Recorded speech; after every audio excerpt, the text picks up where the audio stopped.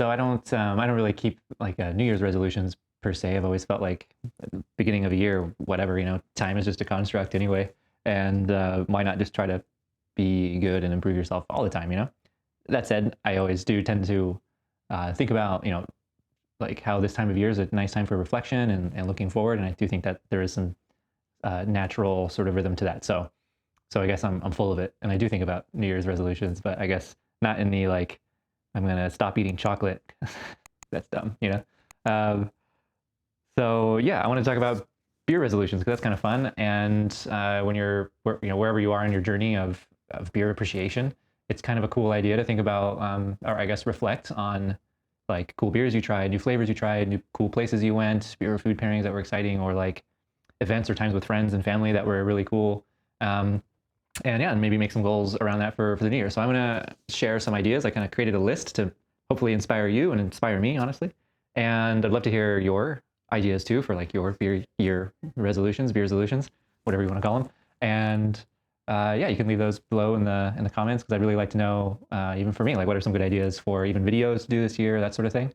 Because it's definitely something I want to keep improving. It's kind of a it's a little challenge for myself to shoot and write and edit these. So maybe you can help me make some resolutions as well. Let's get into it. Today I'm just drinking a homebrew. This is something I made here at home. It's a whopping 2.8% British Golden Ale with Galaxy and Golden Promise as the base, so kind of a smash beer. And yeah, my whole thing is, maybe just drinking super easy, light, flavorful beers. So that's something I'm trying to perfect at home. This it's getting there. Working out some kinks, but nice body overall, nice aroma, etc. But not really here to talk about the beer. So cheers, enjoy, and let's get into it. Okay, so first on my list, and this is in no particular order, but first on my list would be to join a homebrew club or just attend a homebrew club. Even if you don't homebrew, could be something fun to do. So if you have a friend who does homebrew, or if you've seen like at your local pub or bar or brewery, whatever, that they host homebrew clubs, maybe just show up one time and just like chat with people. I think this is important because I think that, or I truly believe that the homebrew community was a huge part of what made craft beer, what it is today. And it's good to keep supporting this community. And so if you're part of this community already and maybe you haven't been going to your meetings as much, etc., I get it. Like everything is competing for our time. But that seems to be like we're giving more and more into screen time, and we're getting more and more into like kind of the like hype that surrounds beer. And I think we're potentially losing sight of the community aspect of what beer is and what craft beer offers. And yeah, like maybe sometimes meetings are just kind of, I don't know, for lack of better words, maybe they're hokey and cheesy or whatever, but who cares? Like it's a community. Go hang out with people. Go try a beer with people. Try their homebrew. Bring your homebrew if you do that. And so yeah, that's my first one: is either join a homebrew community or attend a meeting, etc., or re-up, etc. Might be a challenge for me because there's not really a tight homebrew community here in Madrid, but maybe that's a challenge for me. Maybe that's one to reach out to people and just say, hey, let's get together and drink some beers and talk about them. So all right, so that's number one. Number two would be to start like a blind tasting group with your friends. This doesn't have to be super elaborate. And I would say actually the easier you keep it or the more simple you keep it, the better. In my experience with blind tasting groups, there's a tendency for everyone to want to bring like 6 beers. And then now you have like 48 beers or something to try. And it's just like not really the point. So I would make it a rule that you are only allowed to bring 1 beer per person. And that everybody wraps, in foil or in a paper bag. Wrapping it in foil is really nice because it's easier to kind of hide and stuff. But yeah, wrapping in foil or obscure the label or what the beer is in some way.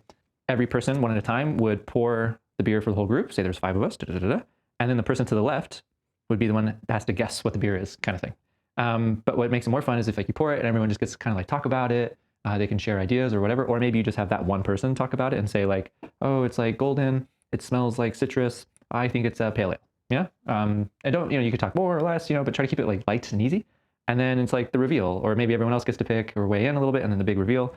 And there's no prizes, there's no whatever, I don't know, like it's just for the fun of trying new beers. And I would maybe make it a rule that like you have to maybe bring a beer from Belgium that time, or a beer from Germany. So if you want to kind of narrow it down, you could do that. Or you could say, hey, in our group, let's try to focus on like classic styles or something like that. It might be a good idea to even outlaw IPAs for your tastings. Since 45% of all craft beer that's sold is IPA, it's probably statistically true that you mostly drink IPA. So maybe for your blind tasting group, you say, all right, let's try new things. Like that's the whole point of the group. Let's try new cool stuff, right? So yeah, let's go on with the list. You could attend a tasting event or like a beer pairing event. That would be a good resolution. So you could say like at least one or maybe one per quarter or something like that. Depends on your budget. It depends what's available out there. But ideally something where like the chef and the brewer are talking about the beer, so that you get this like opportunity to engage with the beer and the food a little bit more and talk about it with the people next to you, maybe talk with the brewer, the chef, etc., and learn more about beer and food pairing. I think that would be a really good resolution to have, to attend one of those. It also means you're like supporting your local community too, and like voting with your dollars and your time to let your local food and beverage purveyors or creators know that you support them and these sort of ideas and that you want more of this sort of stuff. So that's maybe a good goal. If studying is your jam, then you could say study for like a BJCP level exam, or like form a study group or join a study group. There are some that you can find like online, for instance, or you could try to get a community together to do it yourself. The BJCP has a whole study guide that they've created. It's like a 10-week curriculum. Even if you're like not doing the exam, I think it's a fun thing to do anyway. You can kind of go through it like lightly with friends or whatever. And maybe that's the best way to learn anyway, is just to do something that's not really like with the goal in mind, other than just like the getting together part. And maybe you actually end up learning more because of that, because you're just there to have a good time and enjoy yourself. And maybe that inspires you more than achieving some sort of level on the exam. Then another kind of bonus one could be to taste every beer in the BJCP, or taste a beer from every category in the BJCP. That could be a fun goal to do. You can like split that up, per week or per month or something like that. You can combine that with a study group too, or like, not a study group, you call it like your beer tasting group. You could say like, okay, so maybe instead of the blind tasting thing, maybe it's more of everyone bring a beer from this category, you bring one from this category, etc. Maybe that can kind of make it fun, and they can choose from the BJCP category recommendations list. Or if you can't find any of those, you can use like Beer Advocate or Rate Beer or Untapped or something, and kind of search by category and see if there's something in your market that like kind of matches the description. That could be fun. And then if learning is still your goal too, there's some great books to read. So maybe you could pick like one book for the year or one book per month, or depends how much you read. But right now, the first that come to my mind would be A Year in Beer, which is a really cool book that is actually the perfect time to start it, because the book talks about like the seasonality of beer, and that's one thing that we're kind of losing too, as we like have access to everything all of the time, right? And so if you have this concept of maybe you can add these beers to your tasting group too, it's like a year in beer thing. So about the book, it's like basically, yeah, just talking about like January, February, March, April, May, like what are the beers that are produced during that time, or maybe to try, and it kind of fits with the seasonality. And I think that's really cool because I do think in general, we're losing touch of our seasonality and our like localness of things, and that could be a cool way to use beer to help kind of reconnect with our past and our present and all that in a cool, fun way. What else? Another great book would be Tasting Beer by Randy Mosher. If you've never read that book, that's like a fantastic place to start for like piquing your curiosity in beer styles and history and kind of like the basics of flavor and food pairing, etc. That, like, if you've never read that book, that's a great book. That's like coffee table book worthy, and that it's like really beautiful to look at, and the information in there is really well organized too. So it really hits like both things, where it's like a fun book to flip through, but it's also great information. So that's a good one. How to Brew, if you're interested in beer brewing, that's kind of always my go-to, because it's like really simple and well structured.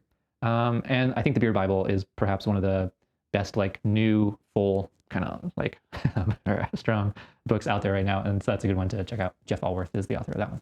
Okay, what else? Okay, so this next one I wrote down kind of is back to the homebrew thing. I guess maybe we'll go together, but I don't know. If you've never brewed a homebrew, maybe you make it a goal this year to brew a homebrew, and you don't have to like buy all the equipment yourself, etc. If you're inclined, I would never discourage you from that. And if you are inclined, go to your local homebrew shop if you have one. That's maybe another goal I'll think of later. But maybe you have a friend, or if there is a homebrew club, you can reach out and just say, hey, I'd love to just hang out during a homebrew and just watch the process. Maybe that's a good goal. Even if you don't intend to learn how to brew, it's something really fun. I know for me, this kind of ties back to the community thing of number one. My favorite thing about homebrewing was that when I first like really got into it, my buddy Daniel asked me to teach him. And I had already been brewing before, but I kind of like gave it up, or I kind of stopped.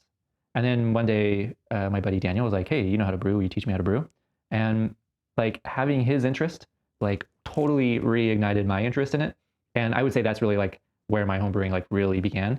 And I think in huge part was because I had this thing that I was sharing with a friend of mine, and we kind of encouraged each other to learn more. We talked about it, and people would always ask, when I had the homebrew store for, they would always ask like, oh, what's your favorite thing about brewing? And I'd say like, in the beginning, especially, my favorite thing was during a homebrew session, it's, 3 to 4 hours. And it's like one thing where you have to be focused on that thing and just like hang out with that one or whatever people who are like right there.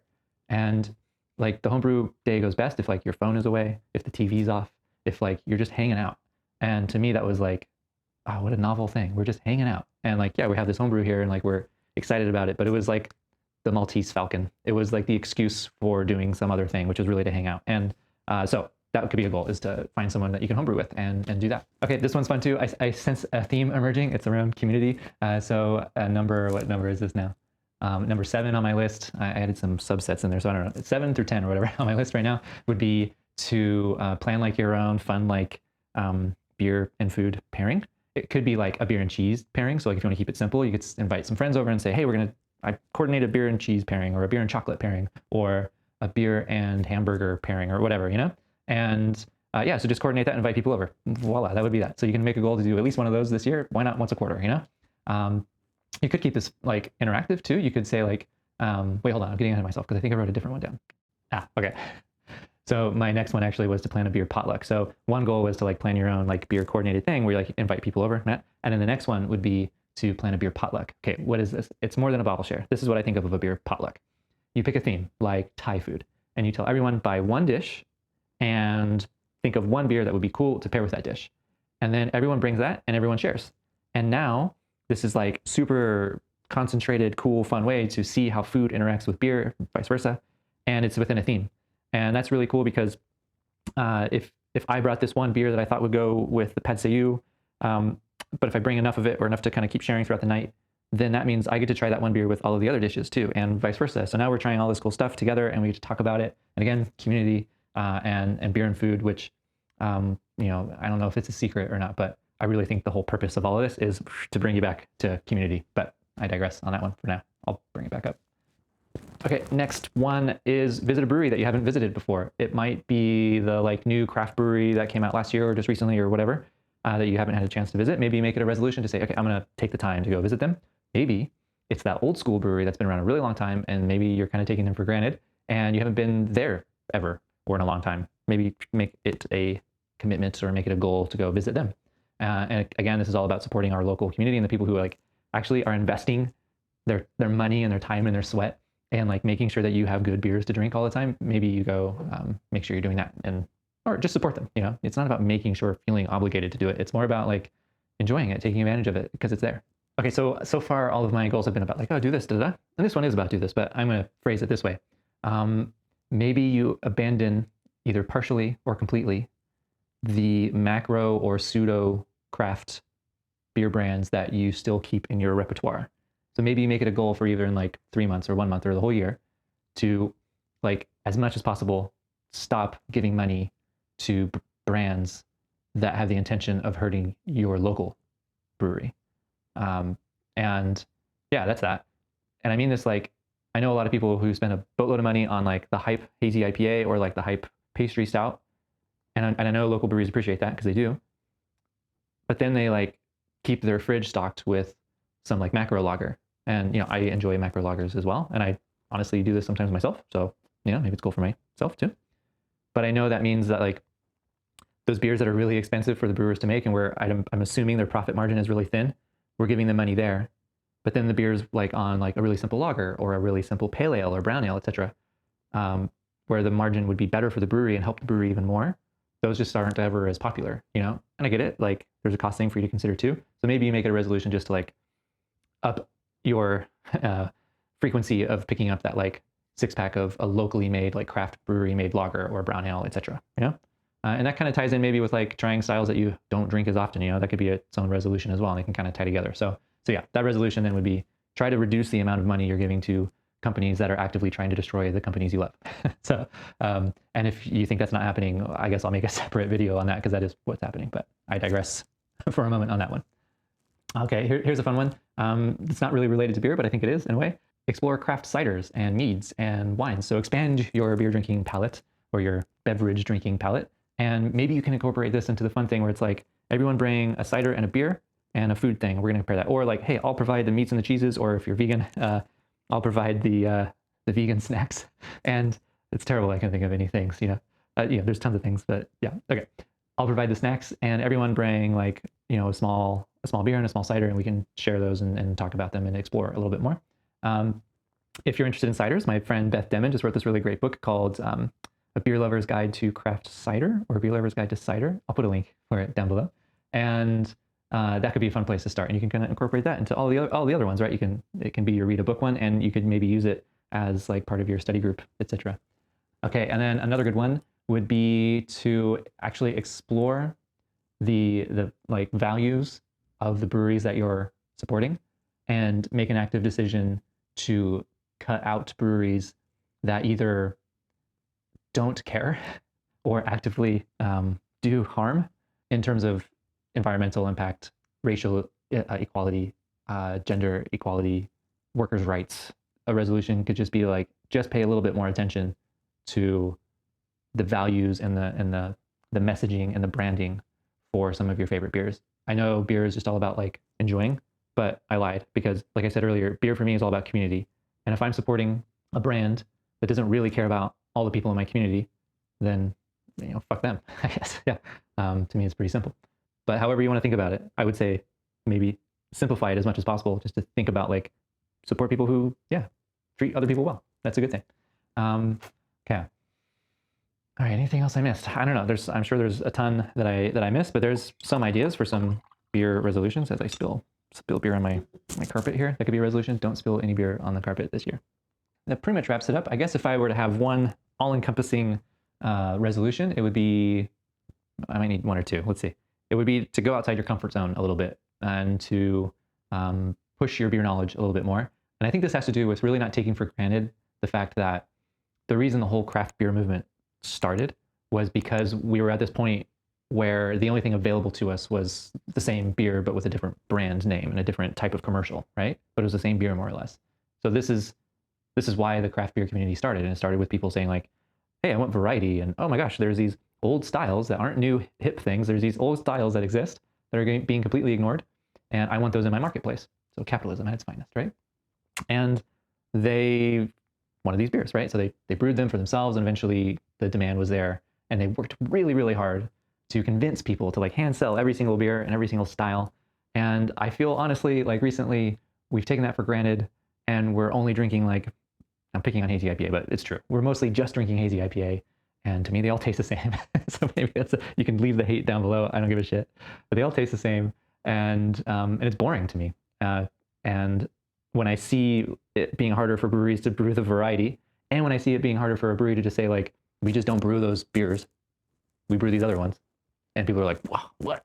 When I see that happening, I'm like, oh, we like lost sight of why we're doing this for me, and it's like variety, it's getting outside your comfort zone, it's community, and community is all about trying other things and keeping an open mind. So, okay, really, maybe my resolution would be to not preach so much. I don't know, we'll see. So that's that for today. Enjoy, have a happy new year, and I hope it's filled with tons of time with family and making connections with other humans and feeling welcome and making other people feel welcome. And thanks for sticking in to the end. Love you. Happy New Year. Bye.